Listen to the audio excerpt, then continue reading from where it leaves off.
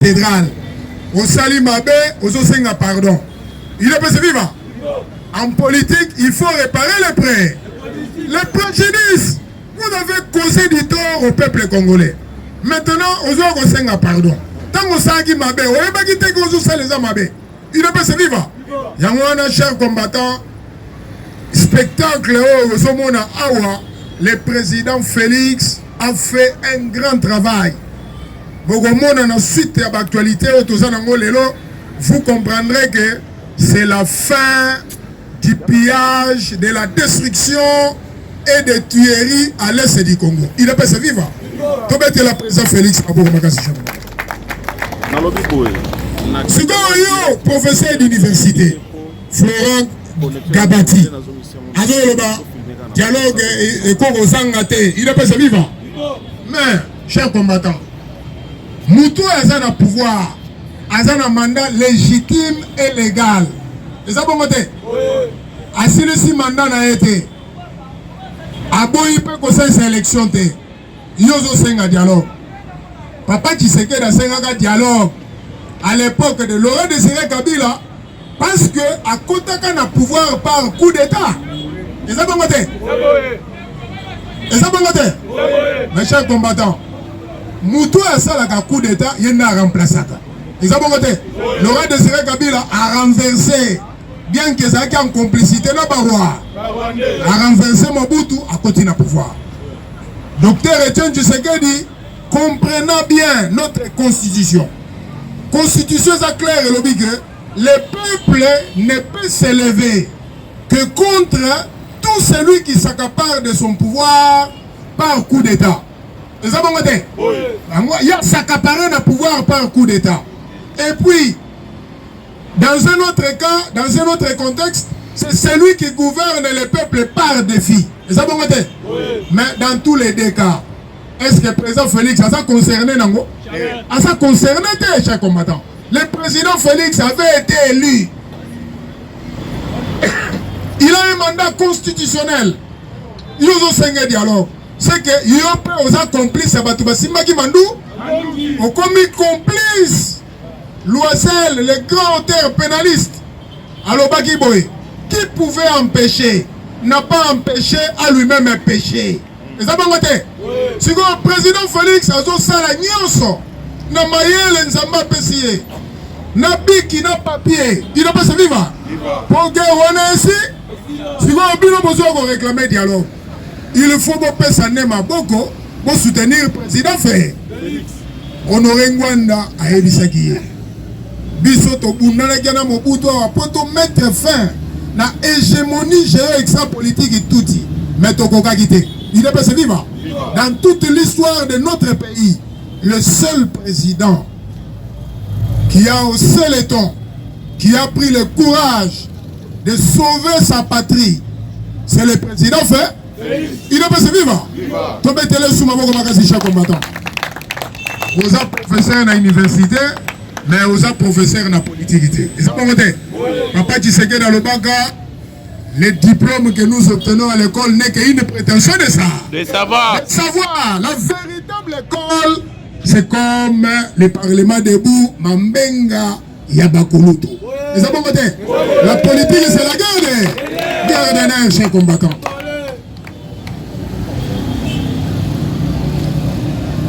Chers combattants de lutte, Batouni Jean-Pierre Bemba, la journaliste Moko, Alobinae, vous êtes annoncé comme successeur du président Félix en 2028. Jean-Pierre Bemba et Moko a démenti l'information. Il est pas vivre. Vous savez, les journalistes, sont des faiseurs d'opinion. Et c'est bon côté. Mes chers combattants, Jean-Pierre Bemba, Liboso a ébagaté. Mais Sikawa a ça comprenant. Et c'est bon côté. Surtout en 2006, en 2005, quand le docteur Etienne Tshisekedi Wamulumba, alors que le 30 juin à minuit tout s'arrête. Vous voyez bien réaction à Jean-Pierre Bemba. Même temps où tu es dans Sun City, complot Basalaka na hôtel à Cascade. Bemba a Salaka complice à Joseph K. Mais au fil du temps, Kabila a balouké la Jean-Pierre Bemba a kangé manu militaire. Babouaki est dans ce pays. Il est pas vivant. Kabila Zarana Mouningate. Chers combattants, il faut être très prudent dans la vie. Oui ou non? Papa Tshisekedi a Bisaka Bisso et ça consacré dans le statut à l'UDPS. L'UDPS étant devenu une pyramide rare. Pyramide renversée. C'est le pouvoir se retrouve ou réside dans la base. C'est la base qui juge et qui décide. C'est ça, bon côté. Si on cadre a commis comme monnaie, a commis comme sumba conscience à bateau, c'est que a commis un imposteur, a commis dictateur. C'est ça, bon côté. A UDPS, la véritable base doit sanctionner un tel individu. Et ça, bon côté. Quand vous cautionnez la corruption, vous devenez faible. Et Tobomi, Toboma UDPS. C'est ça, bon côté. Mais Bisso, tous très déterminés, nous ne pouvons pas assister à l'assassinat de notre UDPS. C'est ça, bon côté. Ma bon repos la vie de mon cher combattant. Jean-Pierre Bemba Ebissier, Alobi, n'a ni demandeur ni preneur. Et ça, bon côté. Le président Félix, ça, ça va noir. Parce que lui n'a pas de mandat, cher combattant. Il faut se l'avouer. Le président Félix n'a pas de mandat. Lui a une mission, cher combattant. Bâtisseur en tant que bâtisseur de l'état de droit. Azama Sekite, Azalogola Josué. Ça, bon côté. Moïse, c'est qui docteur Etienne Tshisekedi. Mais si Kawa, Tozana Josué, Yenazo Tongamboka. Et ça, bon côté. Chers combattants, vous voyez que Nzambe a visité le peuple congolais, Nzambe a pamoli le peuple congolais à travers le président Félix. Et ça, bon côté. Voilà. Maître Jacquemain Chabani, sur la situation de Jacques Kiaboula, je ne saurais pas vous dire exactement quand est-ce qu'il va rentrer à Lubumbashi. Il n'y a pas de péril en demeure. Il ne peut se vivre. Vous voyez bien l'actualité, on a Tchepenza, attention à Ngawana. Et ça, bon côté. Jacques Kiaboula à Kimaki, à Batamaki. Et ça, bon côté. Boyokaki quelque part. Il avait été boutiqué par un cadre de l'UDPS. Vous savez comment cela veut dire que l'UDPS a moutou compétente pour être gouverneur là où Kiaboula s'est trouvé. Vous savez comment mais tel le spectacle, Kiaboula a tenir un discours moko, chers combattants, et ça lui honte, il y a parti dans Bisso. Vous savez comment Yoro Lobake, moutou yo aleki Kiaboula, n'a pas aptitude. Na compétence comme gouverneur Azangaki était chez combattant et il est conscient que les postes à UDPS ont été vendus, avaient été vendus à des opportunistes. Na bateau yo balata teni à UDPS c'était. Les amangote, ba UDPS on batikali ba faiblard, ba meni fretin, ba comment utiliser bango ba pesa bango ba mbongo mikate. UDPS viva. Papa, yo mukolo poste, yo mukolo ebonga.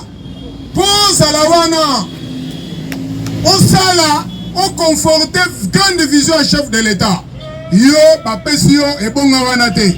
Bapesi na bakuya kuya. Il ne peut se vivre. Des gens qui n'ont ni état d'âme, ni état d'esprit pour soutenir la grande vision du chef de l'État. Bangonde basu bibonga. Mais yo tikali ba manipuler yo. Bapesa yo moi fait moko ya papier, balobi on ozwa kende ko vanda ba nourrir yo espoir que yo ko zwa lobi. Il ne peut se vivre. Balobaka vaut mieux un tien que deux tu l'auras. Et ça bon côté. Yo bapesi yo l'autre côté bazo nourrir yo espoir. Pendant que parti sali 7 ans, il ne peut se vivre. Yo suité. Mais ba kuya batu ba yena kombo IDPS. Siko yo bazo manipuler yo. Il ne peut se vivre. Chers combattants, vous devez retenir une chose. Le parti politique est une institution. Vous avez noté? Professeur Maurice Diverger, professeur Bibombe Mwamba, qui est déjà décédé, et même Maurice Diverger est déjà au trépasse. Il ne peut se vivre. Mais si on s'en battait qui dit ça, et sali. Vous avez noté? Parti politique est créé dans un individu ou par un groupe d'individus. Mais parti politique, azagana vimoulaï que bateau bakelié. Mais on a comme l'impression qu'il y a des individus qui veulent se comporter comme si ce bango basate, parti politique est disparaître. Il ne peut se vivre. Est-ce que Dr Etienne Tshisekedi ou bien Nelson Mandela en Afrique du Sud, Mandela Zali, Azali sous-souté, mais ANC, ils ont continué. Ils ont pas maté. Mais si on bat tout le monde sous la politique, il y a terre brûlée. Ce qui y a Zate, parti à Koufa. Est-ce que parti à Koufa? Est-ce qu'il y a un cofondateur à IDPS? Nos chers combattants, nous devons rester vraiment corrects. Tous à la vraiment francs. Tous à la très déterminés pour que l'ordre et son parti Nabiso, congrès des organes suprêmes. Boussole Nabiso et un statut d'un règlement d'ordre 1. Ceux qui ont cadre à parti, aux militaires à parti, vous devez apprendre à respecter les statuts et les règlements d'ordre 1. Voilà. C'est ainsi que les individus vont passer, mais les partis vont rester. Ils ont monté. Oui. C'est ainsi que l'individu va coller, mais parti en tant qu'institution, il faut être là. C'est le cas du Parti socialiste allemand, c'est le cas du Parti socialiste suédois, c'est le cas de l'ANC. Par exemple, les gens, il y a le Parti socialiste français, le PS, il ne peut se vivre. Même matin, on a une équipe, on a Real de Madrid, Barcelone.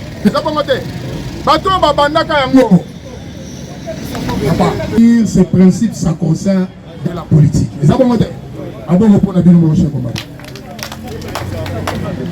une actualité, maître Jacques Malobiboué. Il ne saura pas nous situer ou nous déterminer exactement quand est-ce que Jacques Kiaboula va libérer. Il n'est pas vivant. Il va répondre dans la mituna. Il parce qu'il faut. Il doit passer à l'interrogatoire. Ils ont voté. Voilà. Moutumoga za likola mbe kwa zate. Il est passé vivant. Batouana, bazao ça la trafic d'influence. Pour pas mettre UDPS par terre. Bacha pays par terre. Bazo komisa musala mokonzambo kamakasi. Il est passé vivant. Voilà. En politique, il faut être très regardant vis-à-vis d'un traître. Pour ennemi au yébié. Ils ont voté. Ils ont le coup là, vaut mieux au yéba diable plutôt qu'un ange que tu ne connais pas. Ils ont voté. Voilà. Mais, Maître Jacquemin a rassuré Bissot qu'il n'y a pas péril en demeure. Azawana, il est en bonne sécurité, mais il doit répondre à l'interrogatoire. Il est passé vivant. Le président Félix en visite surprise à l'Institut Liloba. Président 3 jours après rentrée scolaire accueilli dans l'Institut Liloba. Ils ont pris aux zones. Ils ont permis de musique à la résidence. École Wana, école Mogoya Kala, abandonnée pendant tous les 18 ans à Kabila. École Wana, ils ont été sous la forme. Il est passé vivant. Mais le président a fait exécuter des travaux. Accueilli à mon rentrée scolaire, effectivité nango, et attend l'état d'avancement, il y a pas de travaux. Il est passé vivant. Est-ce que tu as peut-être un Mozambique comme Ministre Patrick Mouyaya, Yende à répondre Tabombe qui officiellement boé. Ça ne nous intéresse pas, d'autant plus que lui-même a déjà pris fait et cause pour ceux qui nous tuent. Il n'est pas vivant. Monique, réponse, il y a ministre, porte-parole à gouvernement clair. Les abonnés, c'est que Tabombe qui ne saurait pas être un arbitre pour nous. Pour Yemoko, Azagi déjà à côté à Joseph Ka. C'est un grand mafieux. C'est un grand mafieux. Quelqu'un qui avait été dans la corruption. D'ailleurs, Assis Saga dessin mandaté. Il n'est pas vivant. Il avait été sanctionné par l'ANC. Il n'est pas vivant. Assis sa deuxième mandaté.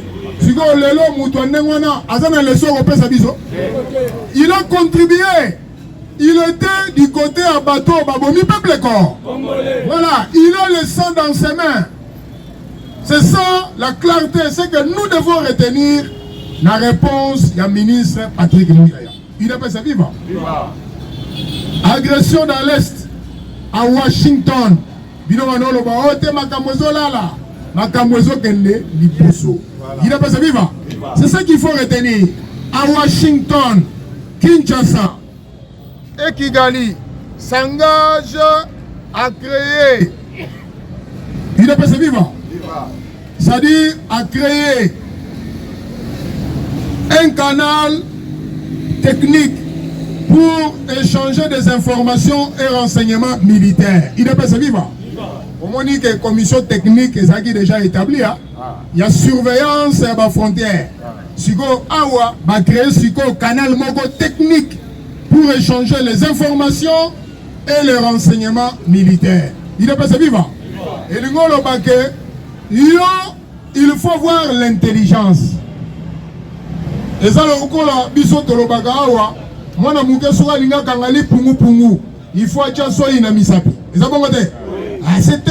c'est un latin qui va piano, va sano. Lentement mais sûr. C'est ça la méthodologie du chef de l'État. Une tortue. Herman Cohen, alors il a la méthodologie d'une tortue. Mais quand il prend la décision, il surprend tout le monde. Il est passé vivant. Même la communauté internationale est surprise. Vous avez compris? Quand on a précédé la diarrhée verbale, quand on a précédé, il y a une solution. D'ailleurs, papa, il y a une solution.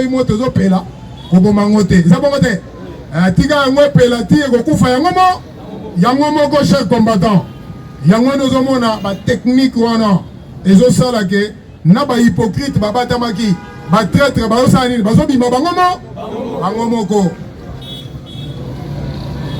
Rencontre avec le secrétaire général adjoint des Nations Unies. Le dialogue inclusif que nous demandons n'a rien à voir avec le monologue du président Félix. Voilà Malobeuti na la Mouka. Il a passé vivant. On dit que la Mouka, c'est un discours moko cohérent dans la politique. Vous avez compris? Papa Tshisekedi Alobaki, à chaque homme son art. Vous avez compris? Papa Bango, c'est un politicien de mallette, un politicien d'occasion. Un lingara, un dialogue, pour réclamer un péridième. Vous avez compris? Ayaki côté la biso pour réclamer pour sa première ministre. Il a passé vivant. Mais pour sa première ministre, il y a eu une opposition. C'est une premier ministre. Il a passé vivant. Il y a eu un c'est la dialogue, le quoi je réclame. Mais biso aussi de Timbelaki Bandaka. Président Alobaki, dialogue, il n'y aura pas de dialogue en dehors de ma propre initiative. Voilà. Il a passé vivant. Mais papa, Etienne Tshisekedi a signé un dialogue. À l'époque où Laurent Désiré Kabila n'avait pas un mandat légal. Laurent Désiré Kabila avait accédé au pouvoir par un coup d'État. Il est passé vivant. C'est ainsi que le gouvernement a part des filles. Est-ce que vous comprenez bien? Mais le président Félix a un mandat légal. Il a un gouvernement souverain. Parce qu'il avait été élu et il avait obtenu plus de 70%. Mutukuta Katanaki, Roga photo la Sumbanga. Avant d'Akime Libé, mais si vous avez le président Félix a aussi la monologue. Vous avez vu monologue sans tango? Azomi Lobela, et ça va mater. Ou bien Aligo Kabatumususute, Azo imposé comme Malobanayemo. Est-ce que ça va bon? Et ça va le président fait une très bonne lecture en politique. La politique, c'est la guerre. Guerre de nerfs. Etienne Tshisekedi Mulumba, notre père, mentor, Aebisa Biso Alobi. En politique, il faut savoir disséquer les signes du temps. Il faut voir les signes du temps. Jésus-Christ écoute les grands maîtres. Alors, vous savez regarder le ciel et dire que la pluie va tomber. Et la pluie tombe finalement. Mais si vous avez la politique, il faut comprendre. Il faut comprendre la politique à travers les signes du temps. Papa, président Félix, on a un grand fêleur. Il est passé vivant. Il a double ADN. ADN biologique, ADN politique. Il y a eu des personnes. Ça va me tomber télé ma bonne cher combattant. Azana remplaçante na minute yo. Il est passé vivant. Azana remplaçante. Bakosela bakolela bango moko. Il a pas vivre. Yoka actualité, on a comme chité RDC Rwanda, le comité mixte de surveillance de l'accord de paix entre la RDC et le Rwanda, réuni le 3 septembre à Washington. Il a pas vivre. Basali le 40e. Le 4, Basali réunion lobby mercredi à Washington, le comité mixte de l'accord de paix à Washington. Yo kansike makambwelali. Zogane makambozo continue comme ça. Na moni kutu na pose Massa de Boulos. Il est passé vivant. Massa de Boulos mikolo ala la sous na États-Unis. Yazaka Air Mogo Qatar, Air Mogo Washington. Il est passé vivant. Il est avion comme il a la moyen de transport na biso la moto. Il est passé vivant. Kuna balobi ke bakutani le 3 septembre avec l'appui des États-Unis États-Unis, Qatar, Togo, Union africaine va décider d'accélérer neutralisation il y a FDLR. Il doit pas vivre. Va accélérer neutralisation ba FDLR et puis va lever ma mesure défensive.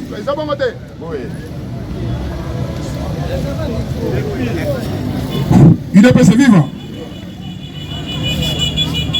Bon, je crois que en ce qui me concerne, pour l'après-midi à Lolo, je m'arrête par là. Je vous remercie. La micro est pas président Mavala Zaliwana.